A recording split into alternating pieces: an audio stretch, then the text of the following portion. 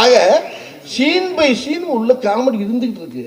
ஆனால் அது அப்படியே மறைக்கப்பட்டு ஏன் ரஹ்மான் அப்படி தூக்கி கொண்டு நிப்பாட்டினார் பாருங்க.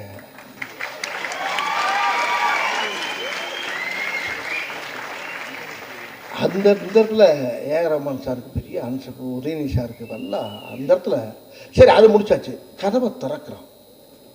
திறந்தவொன்னே அந்த உதயநிதி சாருக்கு சேட்டை பார்த்தீங்கன்னா திறந்தவொன்னே என்ன ஒரே வெட்ட வெளியா இருக்கு, கட் கட் கட் கட் கட்டுறாரு. இப்படியே போகுதுங்க படம் பூரா.